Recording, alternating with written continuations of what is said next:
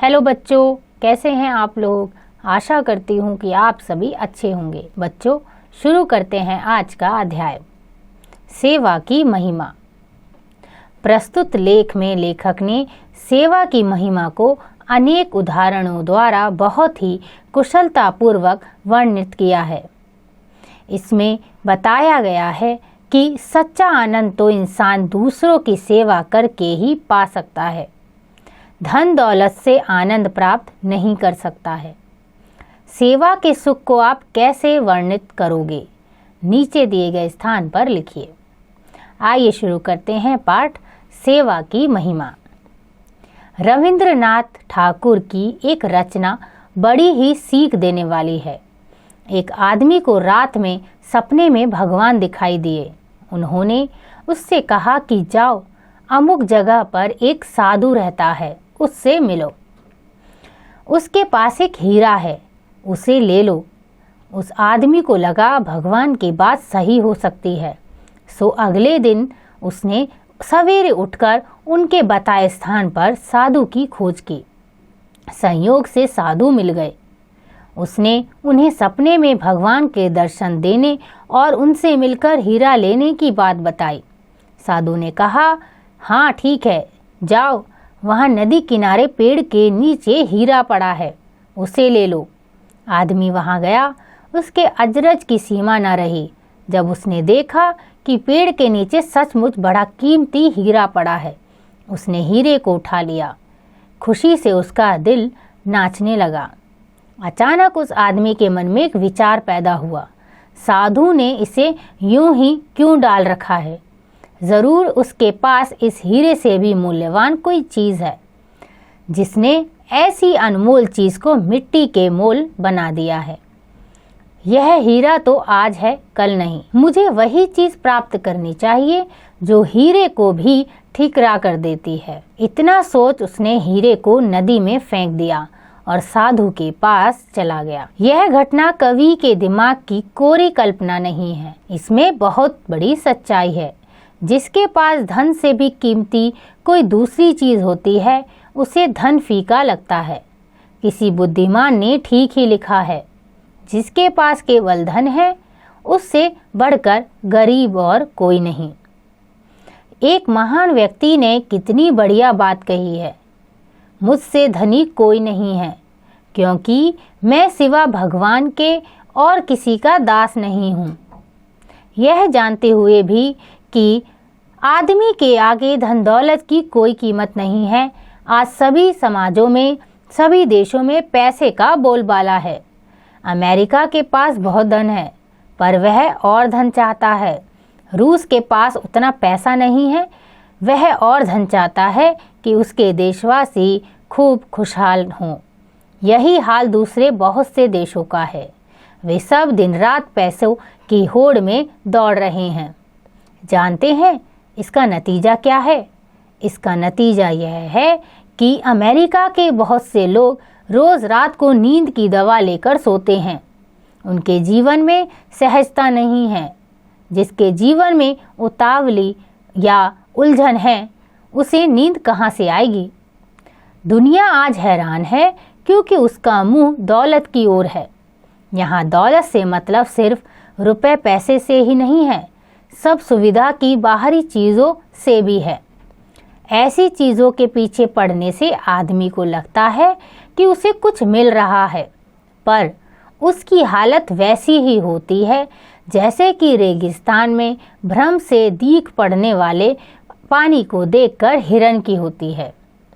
यही तो मृग तृष्णा है। वह उसकी ओर दौड़ता है, पर पानी हो तो मिले। बेचारा भटक भटक कर प्यासा ही प्राण दे देता है। हम कह चुके हैं, संसार में जितने साधु, संत, महात्मा और बड़े लोग हुए हैं, उन्होंने धन से जो कीमती चीज़ है उसे पाने की कोशिश की है। उन्होंने अपनी आत्मा को ऊंचा उठाया है, अपनी बुराइयों को दूर करने का प्रयत्न किया है और अपने सामने सदा ऊंचा उद्देश्य रखा है। सोचने की बात है कि अगर पैसे में और पैसे के वैभव में ही सब कुछ होता तो भगवान बुद्ध क्यों घर बार छोड़ते और क्यों भगवान महावीर राजपाट का त्याग करते? यह तो 2500 वर्ष पुरानी बात हुई। आज के सामने में ही हमने गांधी जी को देखा। उन्होंने सारे आडंबर छोड़ दिए, सादगी का जीवन बिताया। वे समझ गए थे कि जो आनंद सादगी में है वह पैसे की जिंदगी में नहीं। वे चाहते तो अच्छी खासी कमाई कर सकते थे, लेकिन उस हालत में वे गांधी ना होते। उन्होंने पैसे का मोह त्यागा और बड़े बड़े काम किए। दुनिया में उनका नाम अमर हो गया। आपको याद होगा, प्रसिद्ध वैज्ञानिक आइंस्टाइन ने लिखा था, आगे आने वाली पीढ़ियां मुश्किल से विश्वास कर पाएंगी कि इस धरती पर हाड़ मांस का बना गांधी जैसा व्यक्ति कभी चलता फिरता था। असल में उन्होंने सोना नहीं जुटाया, उन्होंने वह पारसमणि प्राप्त की जिसको छूकर सब कुछ सोना बन जाता है। जिसके पास ऐसी मणि हो उसके पास किस चीज़ की कमी हो सकती है? लेकिन ये पारसमणियाँ ऐसे ही नहीं मिल जाती, इसके लिए बड़ी साधना की ज़रूरत होती है। सोना तपने पर कंचन बनता है। ठीक यही बात आदमी के साथ भी है। हमारे धर्म ग्रंथों में कहा गया है कि इस दुनिया में सबसे दुर्लभ आदमी का शरीर है। सारे प्राणियों में आदमी को ऊंचा माना गया है, और वह इसलिए कि आदमी के पास बुद्धि है, विवेक है। संसार में जितनी इजांदे हुए हैं सब बुद्धि के जोर पर हुए हैं। आप सवेरे दिल्ली में नाश्ता करके चलते हैं और दोपहर का खाना मॉस्को में खा लेते हैं। हजारों मील की यात्रा घंटों में हो जाती है। यह सब आदमी की बुद्धि से ही संभव हुआ है।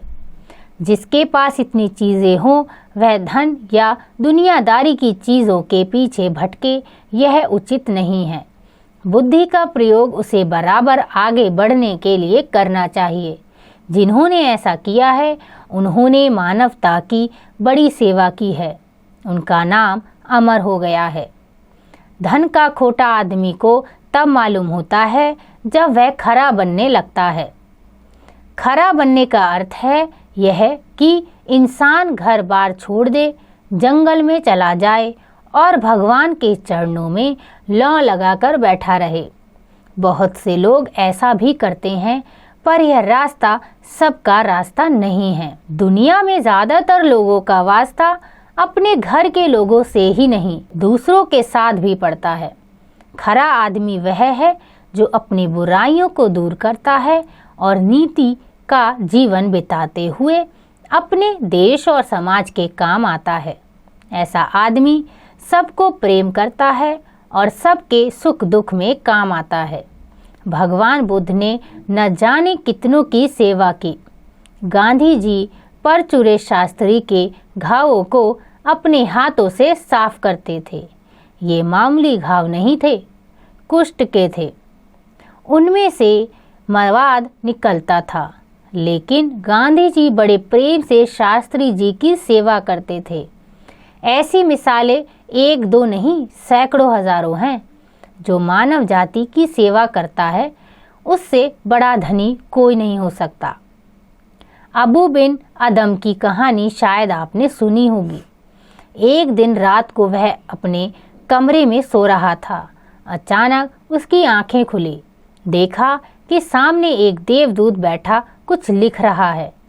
अदम ने पूछा, आप क्या लिख रहे हो? उसने जवाब दिया, मैं उन लोगों के नाम लिख रहा हूँ जो भगवान को प्यारे हैं।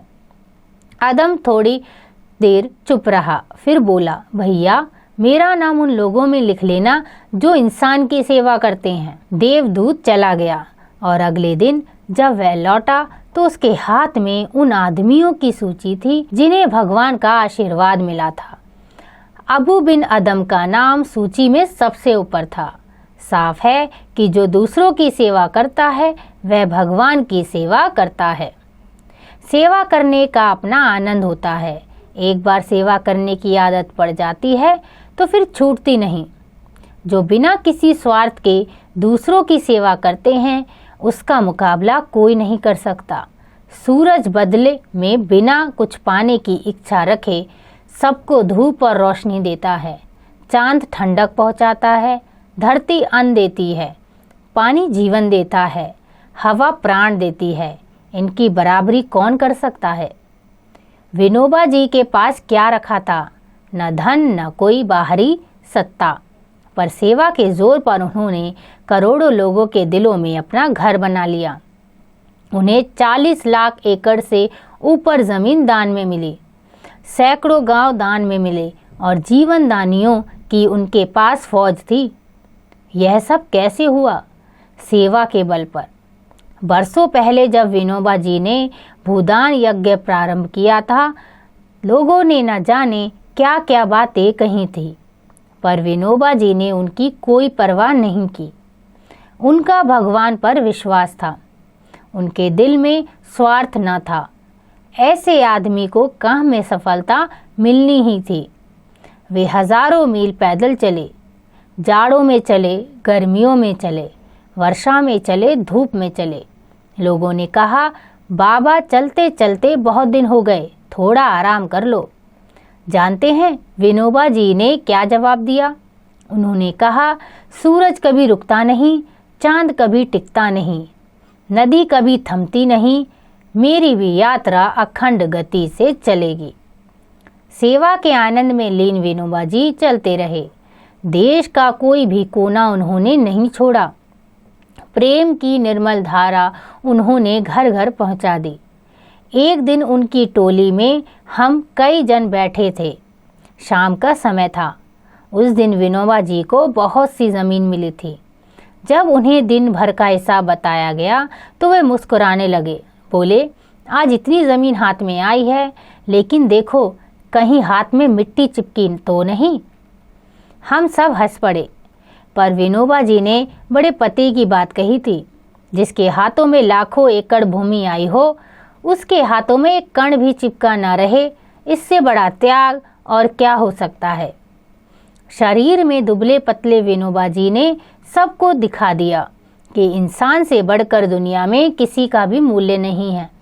करोड़पति तक अकिंचन विनोबा जी के चरणों में सिर झुकाते हैं। एक सूफी संत ने कहा है, किसी का दिल उसकी खिदमत करके अपने हाथों में ले, यही सबसे बड़ी इज्जत है। हजारों काबों से बढ़कर एक दिन है। गांधी जी ने तो सेवा धर्म को अहिंसा और सत्य दोनों की बुनियाद माना। उन्होंने कहा, सेवा धर्म का पालन किए बिना मैं अहिंसा धर्म का पालन नहीं कर सकता, और अहिंसा धर्म का पालन किए बिना मैं सत्य की खोज नहीं कर सकता। सेवा की बड़ी महिमा है।